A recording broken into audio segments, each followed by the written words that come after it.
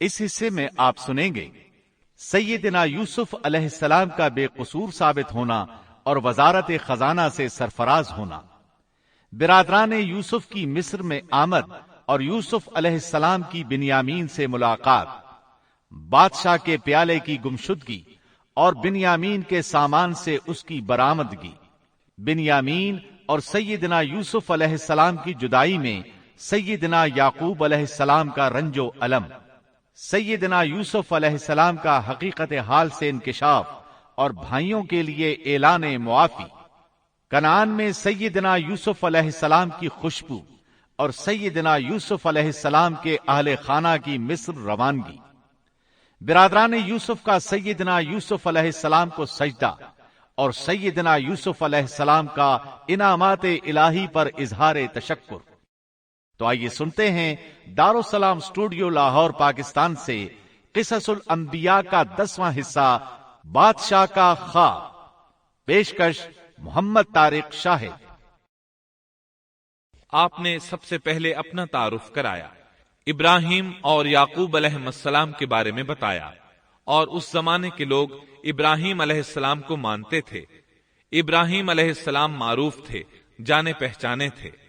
نبی کریم صلی اللہ علیہ وسلم سے پوچھا گیا کہ کریم یعنی عزت دار کون ہے؟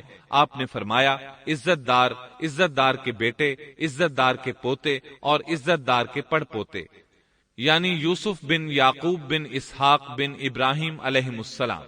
مطلب یہ کہ 4 پشتوں تک نبوت کی فضیلت یوسف علیہ السلام کے سوا کسی کے حصے میں نہیں آئی۔ یہ عزت اور بزرگی کی انتہا ہے۔ آپ نے اپنے دین کا تعارف کرانے کے بعد ان سے جو کچھ کہا وہ آیت 39 اور 40 میں آتا ہے۔ يا صاحبي السجن أأرباب متفرقون خير أم الله الواحد القهار ما تعبدون من دونه إلا أسماء سميتموها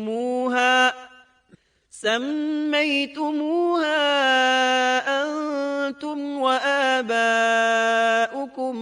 ما أنزل الله بها من سلطان إن الحكم إلا لله أمر ألا تعبدوا إلا إياه ذلك الدين القيم ولكن أكثر الناس لا يعلمون۔ اے میرے قید کے ساتھیو، کیا بھلا کئی جدا جدا پروردگار بہتر ہیں یا ایک اللہ زبردست طاقتور؟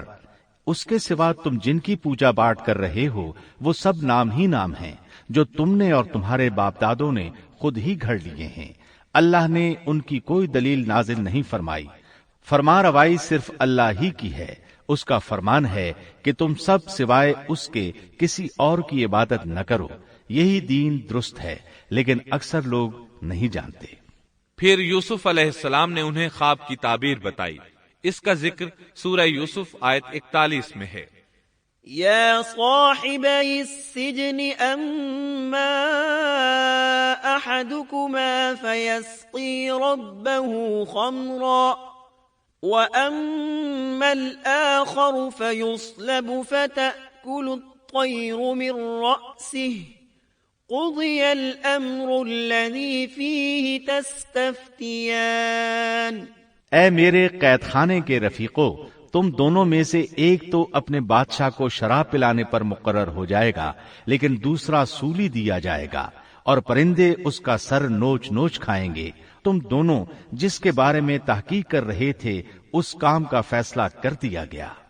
تعبیر سن کر وہ قیدی کہنے لگے، ہم نے اس طرح خواب نہیں دیکھا۔ جس کے قتل کی تعبیر بتائی گئی تھی وہ تو خاص طور پر کہنے لگا، میں نے یہ خواب نہیں دیکھا۔ اس پر یوسف علیہ السلام نے فرمایا، یہ اللہ کا فیصلہ ہے، تبدیل نہیں ہو سکتا۔ پھر آپ نے دوسرے قیدی سے فرمایا، وقال للذي ظن أنه ناج منهما اذكرني عند ربك فأنساه الشيطان ذكر ربه فلبث في السجن بضع سنين. اور جس کی نسبت یوسف کا گمان تھا کہ ان دونوں میں سے یہ چھوٹ جائے گا، اس سے کہا کہ اپنے بادشاہ سے میرا ذکر بھی کر دینا.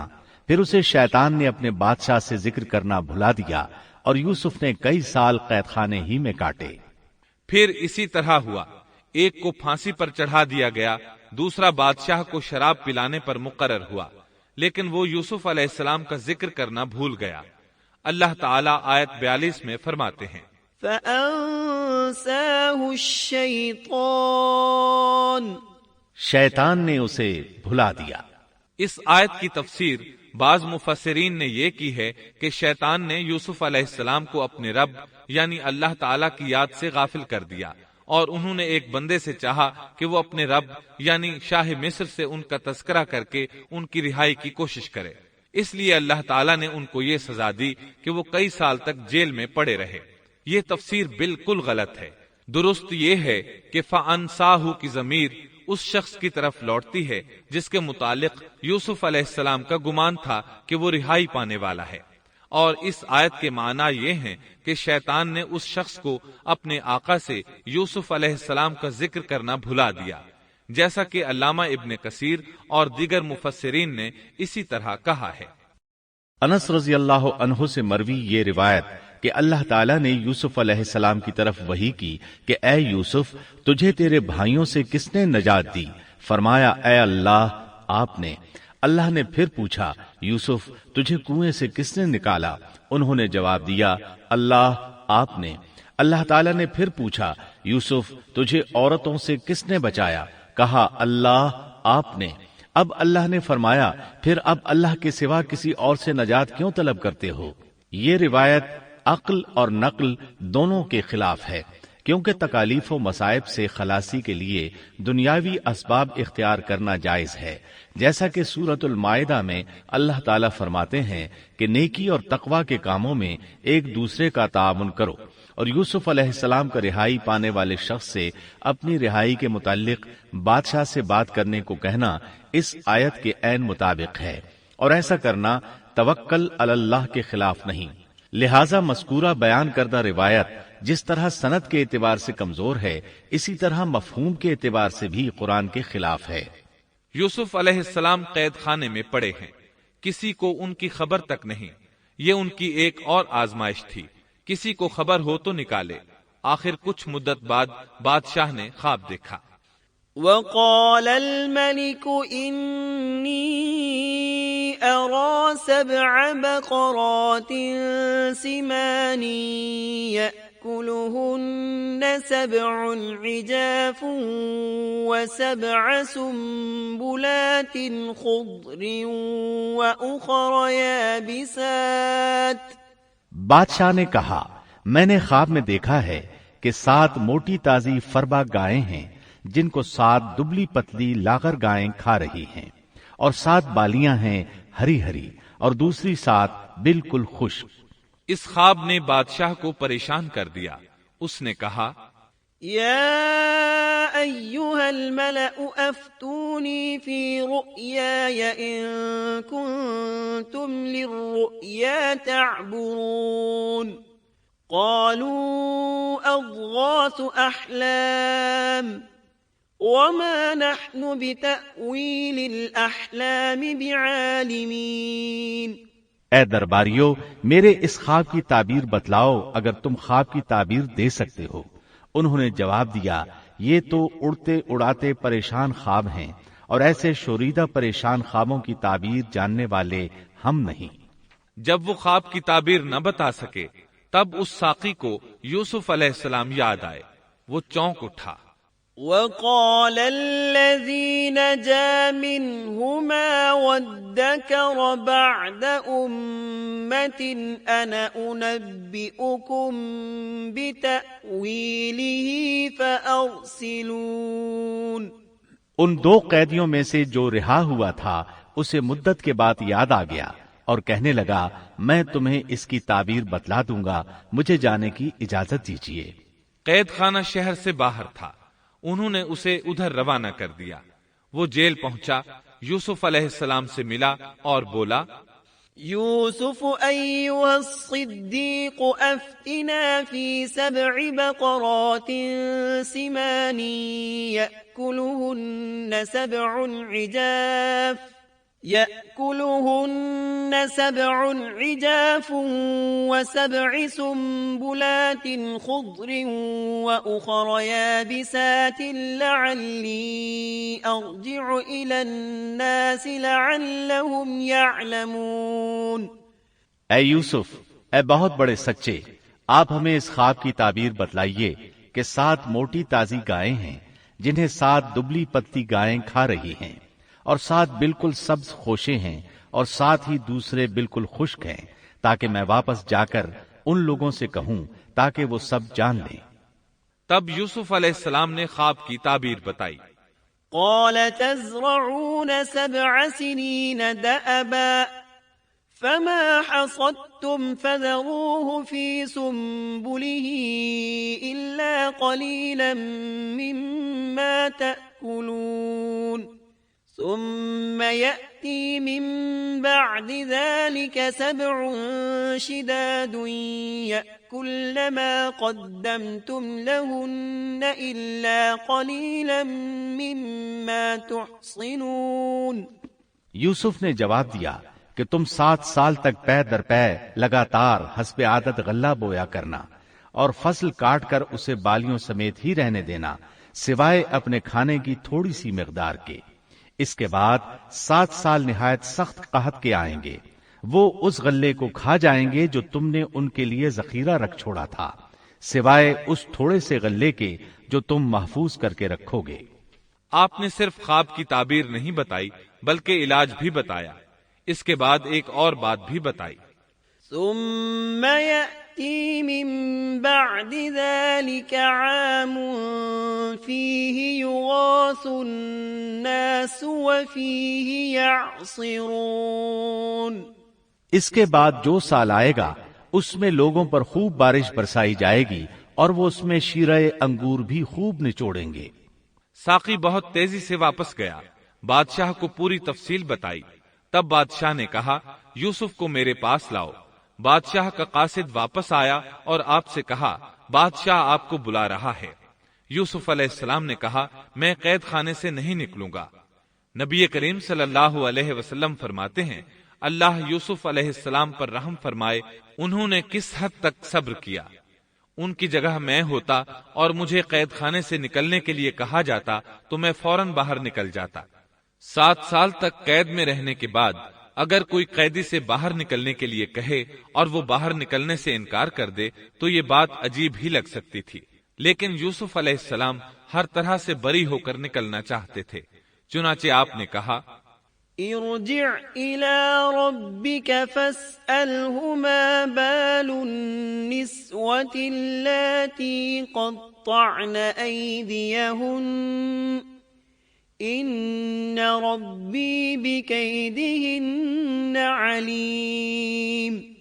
یوسف نے کہا، اپنے بادشاہ کے پاس واپس جا اور اس سے پوچھ کہ ان عورتوں کا حقیقی واقعہ کیا ہے جنہوں نے اپنے ہاتھ کاٹ لیے تھے۔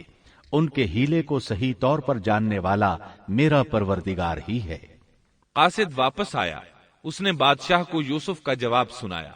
اب بادشاہ نے ان عورتوں کو جمع کیا اور کہا، قال ما خطبكن إذ راوتن يوسف عن نفسه قلنا حاش لله ما علمنا عليه من سوء قالت امرأة العزيز الآن حصحص الحق أنا راودته عن نفسه وإنه لمن الصادقين ذلك ليعلم أني لم أخنه بالغيب وأن الله لا يهدي كيد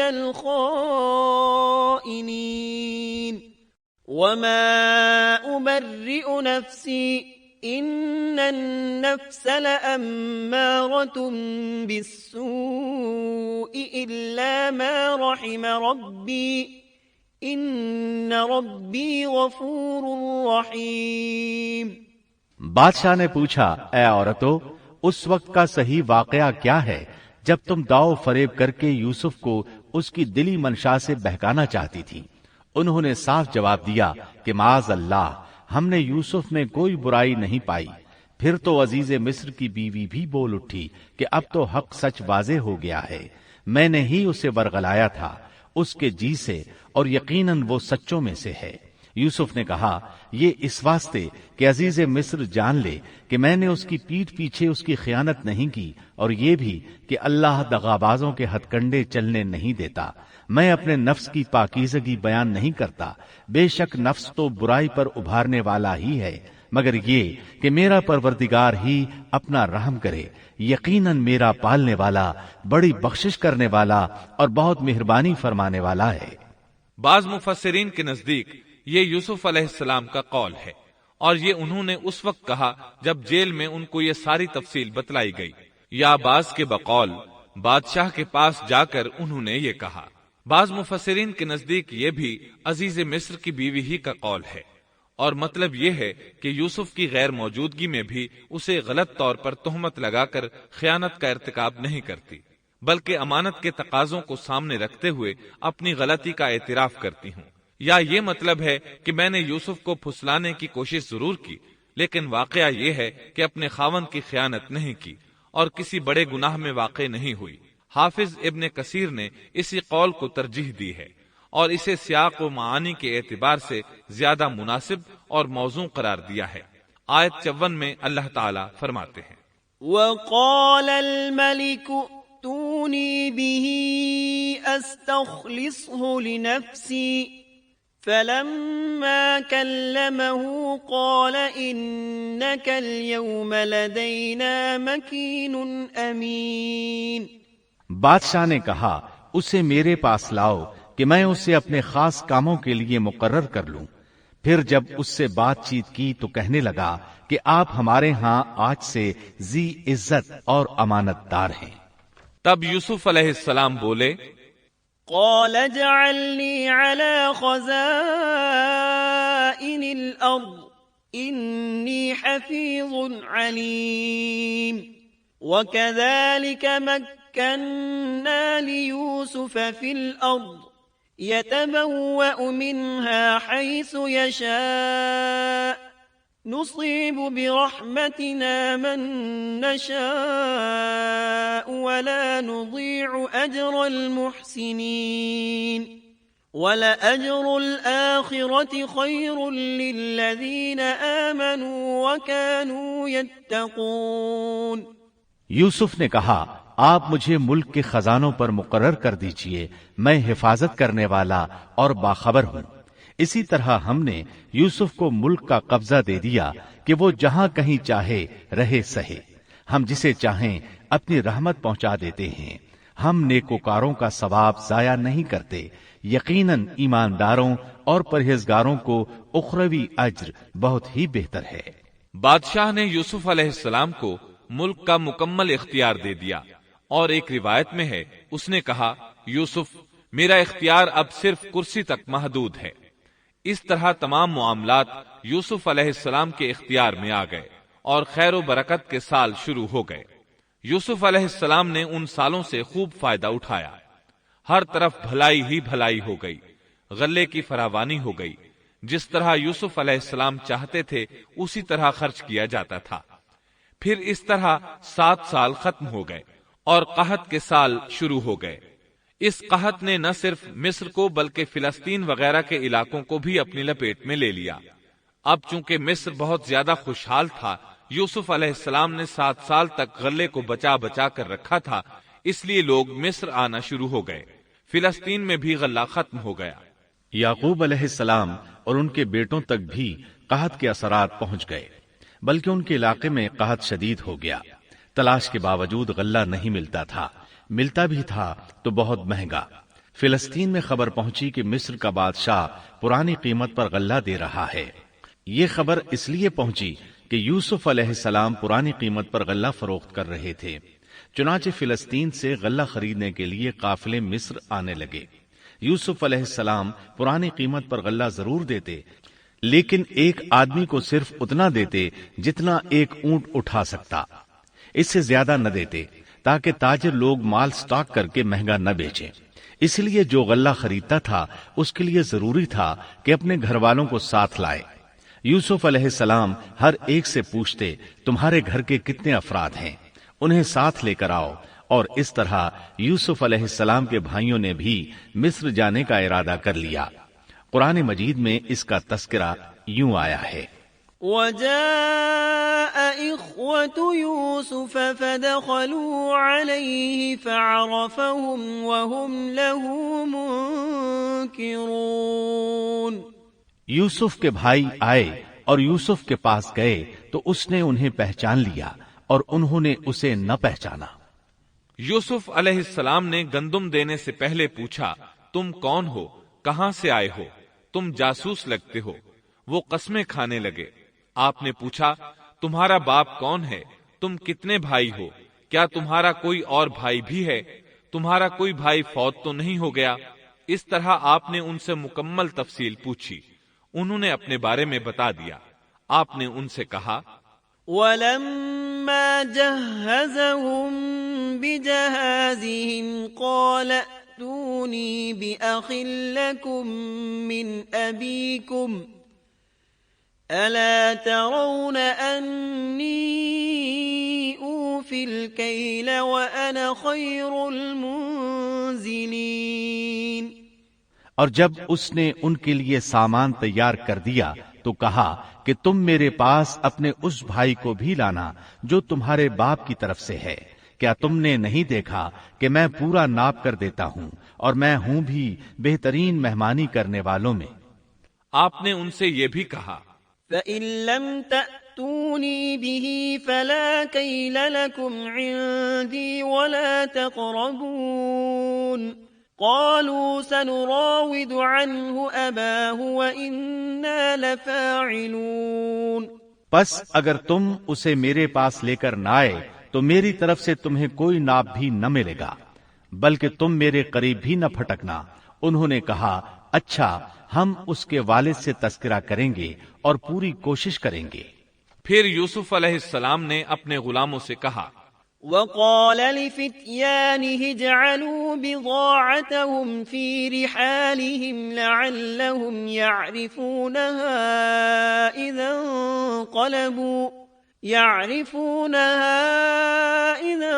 انقلبوا إلى أهلهم لعلهم يرجعون۔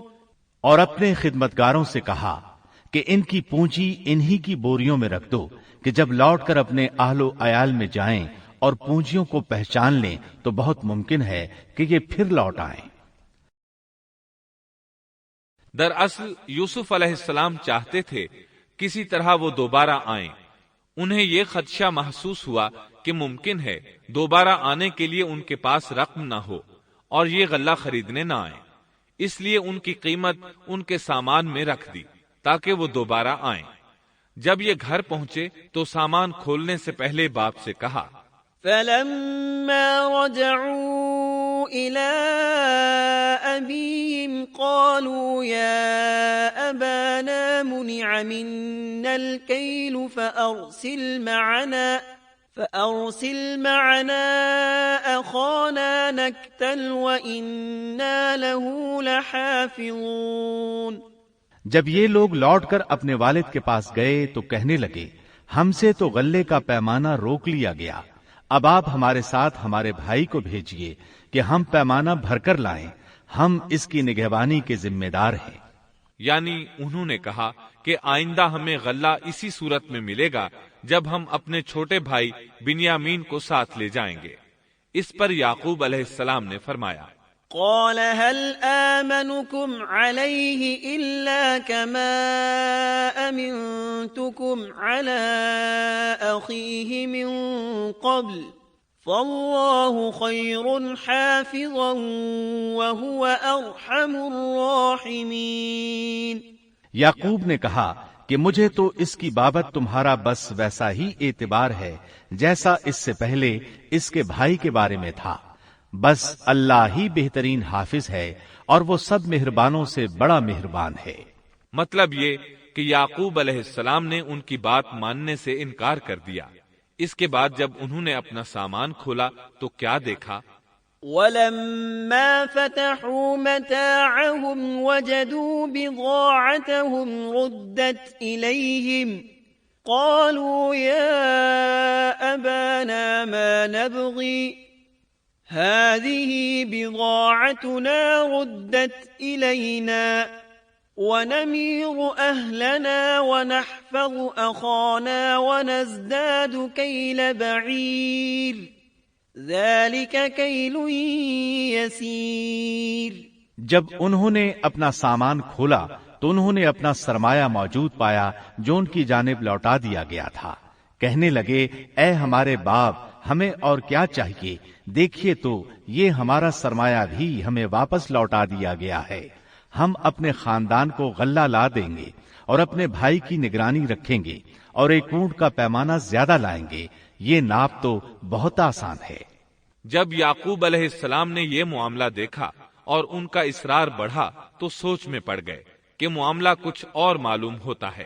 پس انہیں اللہ تعالی کی طرف سے الہام ہوا کہ ساتھ بھیج دیجئے۔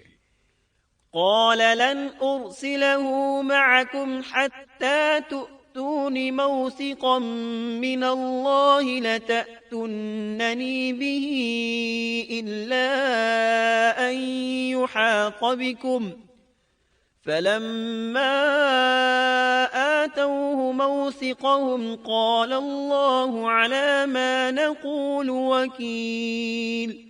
یعقوب نے کہا میں تو اسے ہرگز تمہارے ساتھ نہ بھیجوں گا جب تک کہ تم اللہ کو بیچ میں رکھ کر مجھے قول و قرار نہ دو کہ تم اسے میرے پاس پہنچاؤ گے، سوائے اس ایک صورت کے کہ تم سب گرفتار کر لیے جاؤ۔ جب انہوں نے پکا قول و قرار دیا تو انہوں نے کہا ہم جو کچھ کہتے ہیں اللہ اس پر نگہبان ہے۔ انہوں نے مزید نصیحت کی۔ وقال يا بني لا تدخلوا من باب واحد وادخلوا من أبواب متفرقة وما أغني عنكم من الله من شيء إن الحكم إلا لله عليه توكلت وعليه فليتوكل المتوكلون۔ اور یعقوب نے کہا اے میرے بچوں، تم سب ایک دروازے سے نہ جانا بلکہ کئی جدا جدا دروازوں میں سے داخل ہونا۔ میں اللہ کی طرف سے آنے والی کسی چیز کو تم سے ٹال نہیں سکتا، حکم صرف اللہ ہی کا چلتا ہے۔ میرا کامل بھروسہ اسی پر ہے اور ہر ایک بھروسہ کرنے والے کو اسی پر بھروسہ کرنا چاہیے۔ مطلب یہ تھا کہ تم 11 نوجوان ہو، تمہیں دیکھ کر کوئی حسد نہ کر بیٹھے، تمہیں نظر نہ لگ جائے، اور نظر کا لگ جانا برحق ہے، اور یہ بسا اوقات انسان کو قبر میں پہنچا دیتی ہے۔ اب یہ روانہ ہوئے۔ وَلَمَّا دَخَلُوا مِنْ حَيْثُ أَمَرَهُمْ أَبُوهُمْ ما كان يغني عنهم من الله من شيء إلا حاجة في نفس يعقوب قضاها وإنه لذو علم لما علمناه ولكن أكثر الناس لا يعلمون۔ جب وہ انہی راستوں سے جن کا حکم ان کے والد نے انہیں دیا تھا گئے، کچھ نہ تھا کہ اللہ نے جو بات مقرر کر دی ہے وہ اس سے انہیں ذرا بھی بچا لے، مگر یعقوب کے دل میں ایک خیال پیدا ہوا جسے اس نے پورا کر لیا۔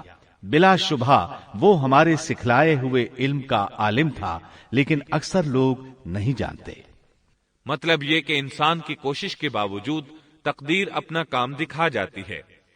عطا رحمت اللہ علیہ فرماتے ہیں کہ یعقوب علیہ السلام کے بارے میں یہ جو فرمایا کہ اس کے پاس ہمارا دیا ہوا علم تھا، اس کا مطلب یہ ہے کہ یعقوب علیہ السلام جو بھی بات کرتے تھے اس میں اللہ کا ذکر ہوتا اور غور و فکر کے بعد بات کرتے، پہلے اللہ کا نام لیتے، اور یہی ان کا علم تھا۔ یوسف علیہ السلام کے بھائی گئے اور دربار میں حاضر ہوئے. آپ نے معمول کے مطابق ان کی رہائش کا انتظام کیا. ہر دو کو ایک کمرہ دیا. اس طرح بنیامین اکیلے بچ گئے. یوسف علیہ السلام نے فرمایا چلو اسے ادھر میرے پاس چھوڑ جاؤ. جب وہ چلے گئے تو یوسف علیہ السلام نے انہیں گلے سے لگا لیا. ولما دخلوا على يوسف آوى إليه أخاه قال إني أنا أخوك فلا تبتئس بما كانوا يعملون. یہ سب جب یوسف کے پاس پہنچ گئے تو اس نے اپنے بھائی کو اپنے پاس جگہ دی اور کہا کہ میں تیرا بھائی یوسف ہوں، بس یہ جو کچھ کرتے رہے اس کا کچھ رنج نہ کر. مطلب یہ کہ وہ بنیامین کو بھی ستاتے رہے. اس کے بعد یوسف علیہ السلام نے کیا کیا اس کا ذکر سورہ یوسف آیت 70 تا 77 میں سنیے. فلما جهزهم بجهازهم جعل السقاية في رحل أخيه ثم أذن مؤذن أيتها العير إنكم لسارقون. قالوا وأقبلوا عليهم ماذا تفقدون. قالوا نفقد صواع الملك ولمن جاء به حمل بعير وأنا به زعيم. قالوا تالله لقد علمتم ما جئنا لنفسد في الأرض وما كنا سارقين. قالوا فما جزاؤه إن كنتم كاذبين.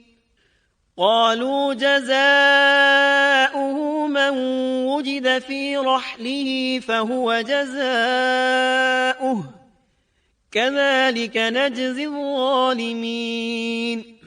پھر جب انہیں ان کا سامان اسباب ٹھیک ٹھاک کر کے دیا تو اپنے بھائی کے سامان میں پانی پینے کا پیالہ رکھ دیا.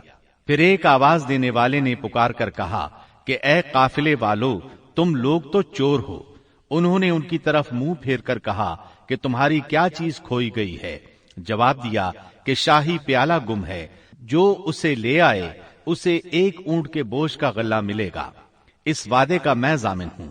انہوں نے کہا اللہ کی قسم تم کو خوب علم ہے کہ ہم ملک میں فساد پھیلانے کے لیے نہیں آئے اور نہ ہم چور ہیں. انہوں نے کہا اچھا چور کی کیا سزا ہے اگر تم جھوٹے ہو؟ جواب دیا کہ اس کی سزا یہی ہے کہ جس کے اسباب میں سے پایا جائے وہی اس کا بدلہ ہے. ہم تو ایسے ظالموں کو یہی سزا دیا کرتے ہیں. فبدأ بأوعيتهم قبل وعاء أخيه ثم استخرجها من وعاء أخيه كذلك كدنا ليوسف ما كان ليأخذ أخاه في دين الملك إلا أن يشاء الله نرفع درجات من نشاء وفوق كل ذي علم عليم. قالوا إن يسرق فقد سرق أخ له من قبل فأسرها يوسف في نفسه ولم يبدها لهم قال أنتم شر مكانا والله أعلم بما تصفون. بس یوسف نے ان کے سامان کی تلاشی شروع کی اپنے بھائی کے سامان کی تلاشی سے پہلے. پھر اس پیمانے کو اپنے بھائی کے سامان سے نکالا. ہم نے یوسف کے لیے اسی طرح یہ تدبیر کی. اس بادشاہ کے قانون کی روح سے یہ اپنے بھائی کو نہیں روک سکتا تھا مگر یہ کہ اللہ کو منظور ہو. ہم جس کے چاہیں درجے بلند کر دیں. ہر ذی علم پر فوقیت رکھنے والا دوسرا ذی علم موجود ہے. انہوں نے کہا کہ اگر اس نے چوری کی تو کوئی تعجب کی بات نہیں، اس کا بھائی بھی پہلے چوری کر چکا ہے. یوسف نے اس بات کو اپنے دل میں رکھ لیا اور ان کے سامنے بالکل ظاہر نہ کیا کہا کہ تم بڑے بدقماش ہو اور جو تم بیان کرتے ہو اسے اللہ ہی خوب جانتا ہے۔ اب وہ بادشاہ یعنی یوسف علیہ السلام کی منت سماجت کرنے لگے۔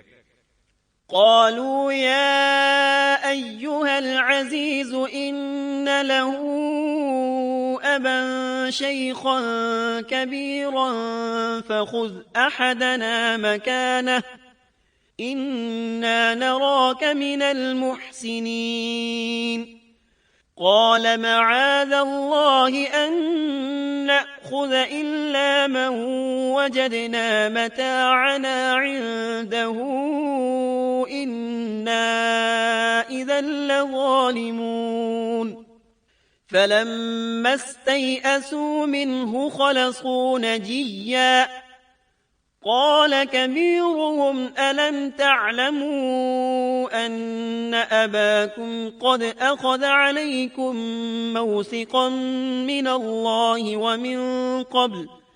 ومن قبل ما فرطتم في يوسف فلن أبرح الأرض حتى يأذن لي أبي أو يحكم الله لي وَهُوَ خَيْرُ الْحَاكِمِينَ۔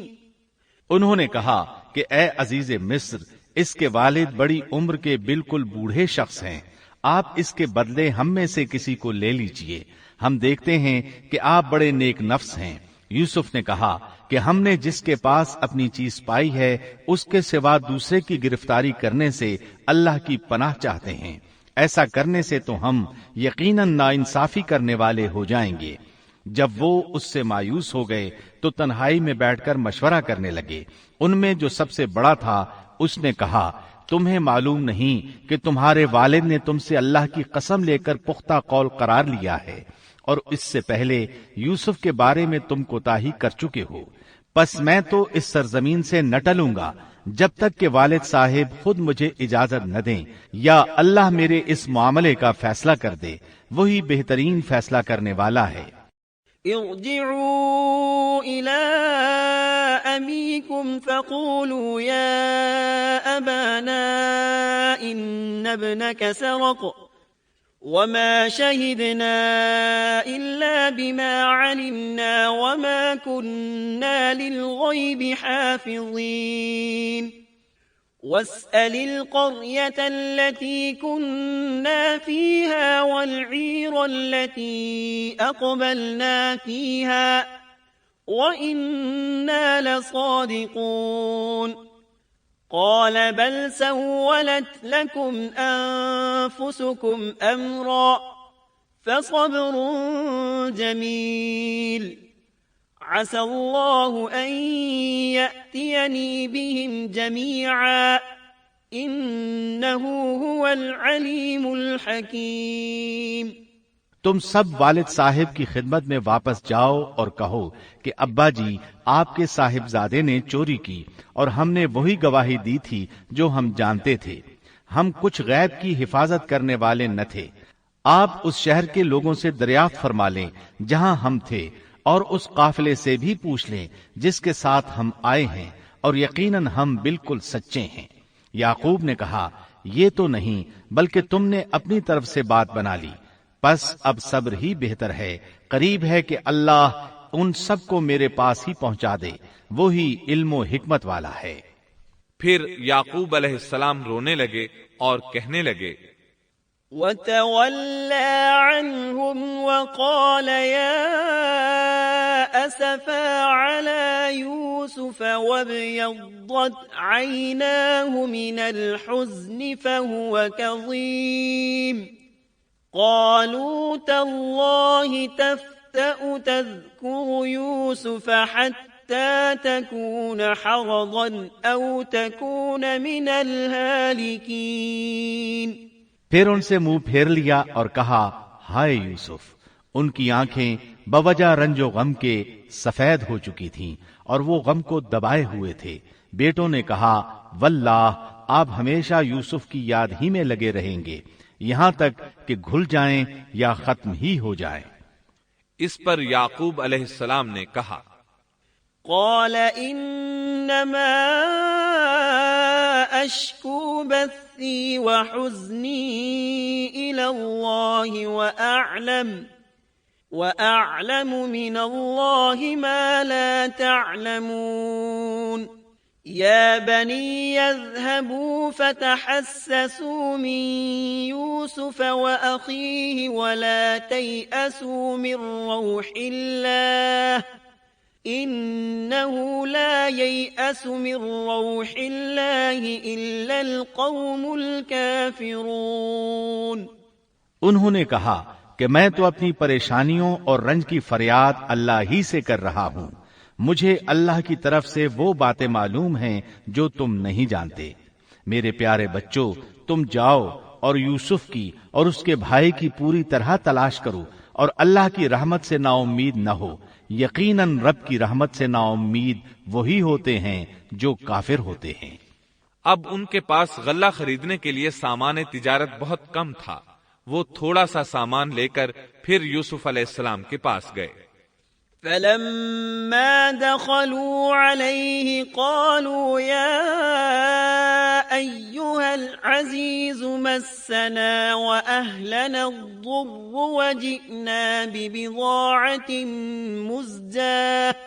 وجئنا ببضاعة مزجاة فأوف لنا الكيل وتصدق علينا ان اللہ یجزی المتصدقین. پھر جب یہ لوگ یوسف کے پاس پہنچے تو کہنے لگے کہ اے عزیز، ہم کو اور ہمارے خاندان کو دکھ پہنچا ہے. ہم حقیر پونجی لائے ہیں، پس آپ ہمیں پورے غلے کا ناپ دیجئے اور ہم پر خیرات کیجئے. اللہ خیرات کرنے والوں کو بدلہ دیتا ہے. اب برادران یوسف ان کے سامنے رسوائی کے درجے تک پہنچ گئے. چنانچہ یوسف علیہ السلام نے انہیں زیادہ پریشان کرنا مناسب نہ سمجھا اور اپنا مکمل تعارف کروا دیا. قال هل علمتم ما فعلتم بيوسف وأخيه إذ أنتم جاهلون قالوا أئنك لأنت يوسف قال أنا يوسف وهذا أخي قد من الله علينا إنه من يتق ويصبر فإن الله لا يضيع أجر المحسنين قالوا تالله لقد آثرك الله علينا وإن كنا لخاطئين قال لا تثريب عليكم اليوم يغفر الله لكم وهو أرحم الراحمين اذهبوا بقميصي هذا فألقوه على وجه أبي يأت بصيرا وأتوني بأهلكم أجمعين. یوسف نے کہا جانتے بھی ہو کہ تم نے یوسف اور اس کے بھائی کے ساتھ اپنی نادانی کی حالت میں کیا کیا. انہوں نے کہا واقعی تو ہی یوسف ہے. جواب دیا کہ ہاں میں یوسف ہوں اور یہ میرا بھائی ہے. اللہ نے ہم پر فضل و کرم کیا. بات یہ ہے کہ جو بھی پرہیزگاری اور صبر کرے تو اللہ کسی نیکوکار کا اجر ضائع نہیں کرتا. انہوں نے کہا اللہ کی قسم، اللہ نے تجھے ہم پر برتری دی ہے اور یہ بھی بالکل سچ ہے کہ ہم خطا کار تھے.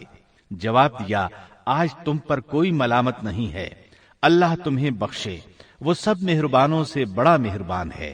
میرا یہ کرتا تم لے جاؤ اور اسے میرے والد کے منہ پر ڈال دو کہ وہ دیکھنے لگیں اور اپنے خاندان کو میرے پاس لے آؤ.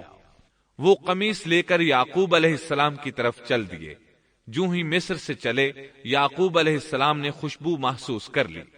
ولما فصلت العير قال أبوهم إني لأجد ريح يوسف لولا أن تفندون قالوا تالله إنك لفي ضلالك القديم فلما أن جاء البشير ألقاه على وجهه فارتد بصيرا قال ألم أقل لكم إني أعلم من الله ما لا تعلمون قالوا يا أبانا استغفر لنا ذنوبنا إنا كنا خاطئين قال سوف أستغفر لكم ربي إنه هو الغفور الرحيم۔ جب یہ قافلہ جدا ہوا تو ان کے والد نے کہا کہ مجھے تو یوسف کی خوشبو آ رہی ہے، اگر تم مجھے بے وقوف نہ کہو۔ وہ کہنے لگے کہ واللہ آپ اپنے اسی پرانے خط میں مبتلا ہیں۔ جب خوشخبری دینے والے نے پہنچ کر ان کے منہ پر وہ کرتا ڈالا، اسی وقت وہ پھر سے بینا ہو گئے۔ کہا کیا میں تم سے نہ کہا کرتا تھا کہ میں اللہ کی طرف سے وہ باتیں جانتا ہوں جو تم نہیں جانتے؟ انہوں نے کہا ابا جی آپ ہمارے لیے گناہوں کی بخشش طلب کیجئے، بے شک ہم قصوروار ہیں۔ کہا اچھا میں جلد ہی تمہارے لیے اپنے پروردگار سے بخشش مانگوں گا، وہ بہت بڑا بخشنے والا اور نہایت مہربانی کرنے والا ہے۔ پھر سارا خاندان یوسف علیہ السلام کے پاس آیا۔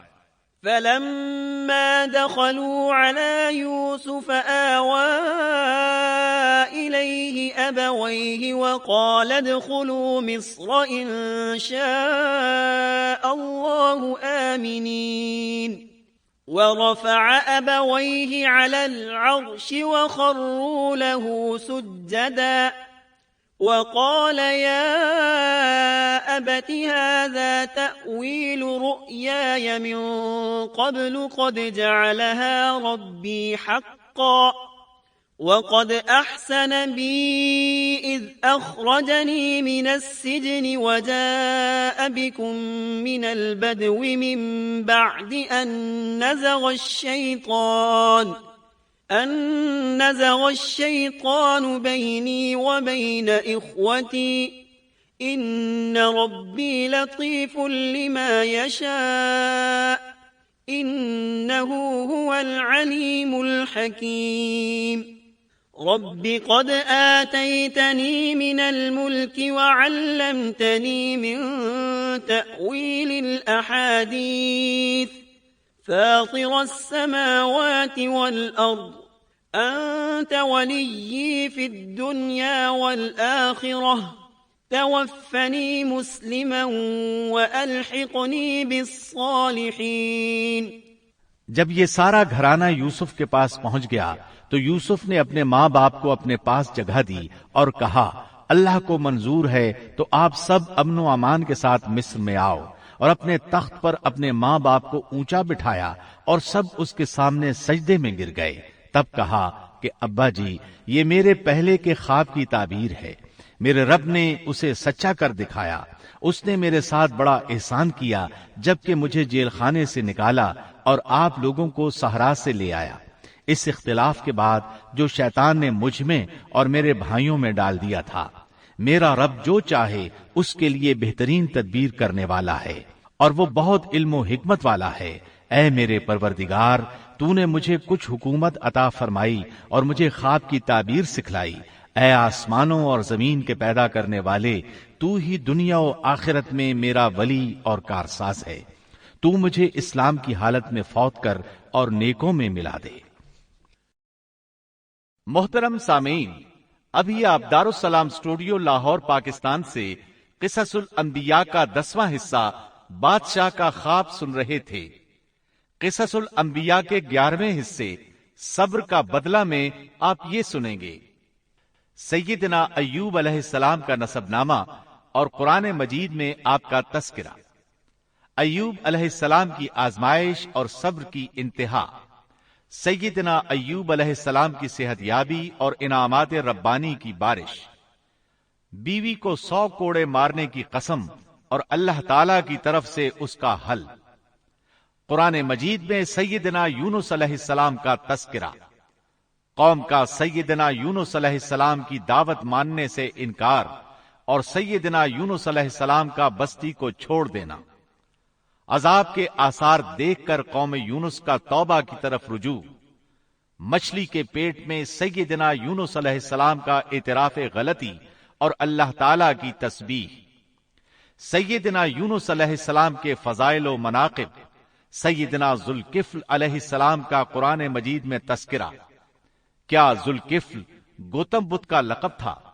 ذوالکفل علیہ السلام کس قوم کی طرف مبعوث ہوئے؟ تاریخ اور قرآن کی روشنی میں مفصل و جامع تذکرہ۔